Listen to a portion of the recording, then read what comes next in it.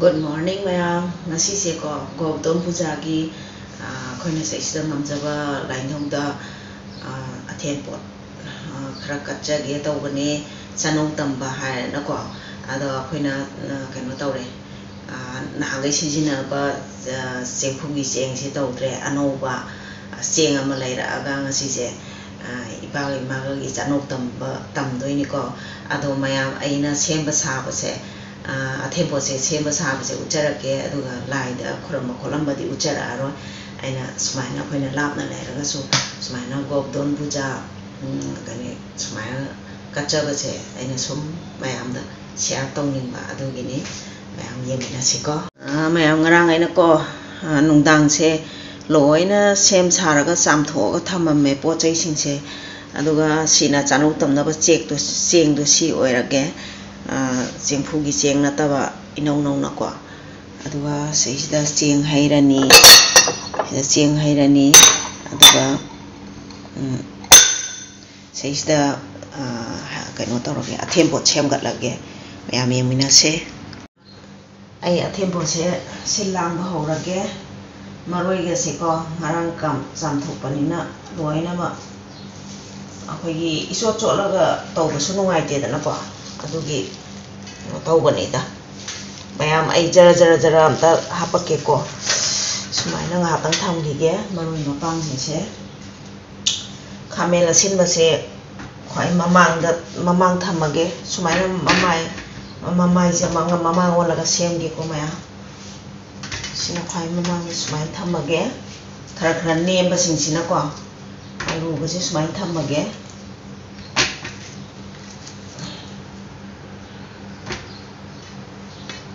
sumaina tawsu yai makalo sumaina kadang kolam se ai semage hangga sina ko bathak tomba yai ko chum loi ta dre nungai re sina ko bi se sumaina thamage haipet sumaina lairom do onjan badi nungai dana ko oke mathang hapakpada dum yarani duga dasakusa si sumaina thamage dasakusa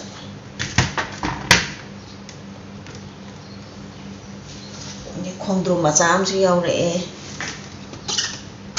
ngong nupina hinjang napi sing sidi mana ngarang loi leirame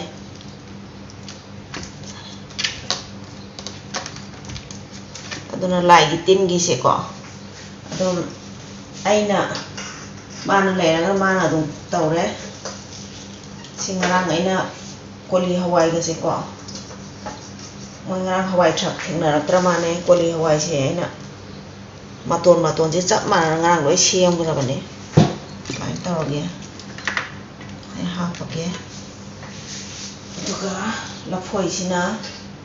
lafoi se dum namna chang thoalle sida hapake laindau gi dismai upsalaga kanai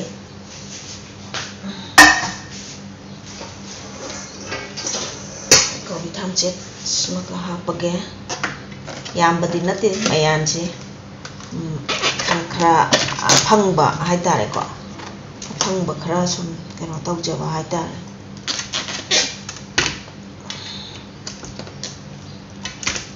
mana lairom da loi khara loi onjan biba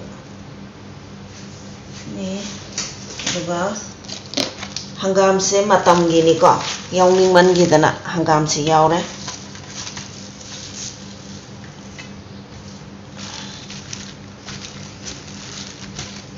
hangam sina tumthan gi dore sumai sai rom da tawrage sumai na tawrage hasta section lage ta mana ai phul loir kan da mu charake sing jarake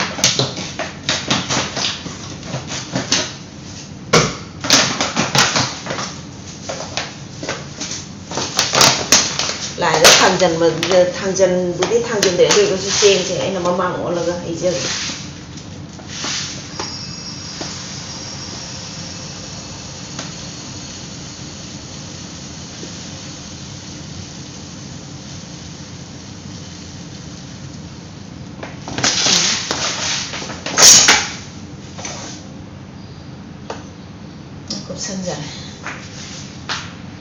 Em lôi đấy, anh sẽ smile nó xem mẹ, smile nó lành đâu này,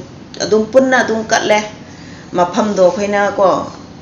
tổ khai na tàu bờ cái nó tàu trầm này pun na đúng chắc là cái smile tàu cái phải mà nó cắt lẹ quá,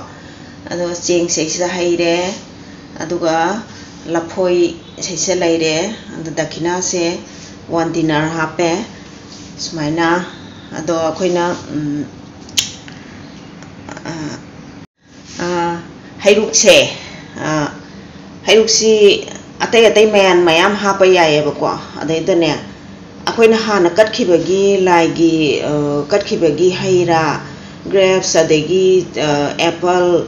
adagi atay takatningba mayam kainogumba kamphoi hainogumba se akoina chathokpa ngamdaba laidi katlaga mangaga toebako adudane ainane hanagi su chaba ngamdadana mayam laigi katpagi keno sidi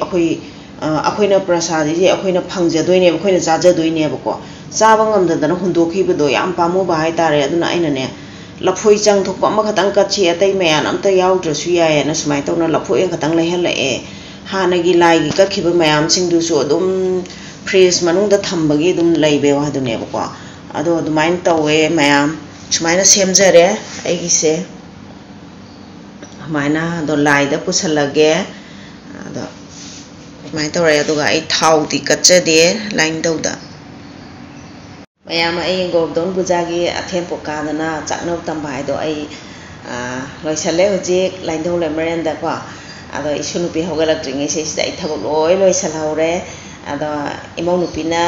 yumda leiba tanja da di duty leitaba tanja da di mana adum loi tawjabani ado ngarang se mana loi athem pot ki mapot masai kari kara singche loi na leiraga ready da loi thambirame ado aina loi kachere huji ado mayam ai sa lolaga sa glass am thaga aigi youtube ta changaga kana kari comment pirake adai kana gi kaino video yengsige khallaga ko sa glass am thaga isunupi hogalak ngai sida hatang aise free da leige sa lolage sa lon badi sap manai uchara aroi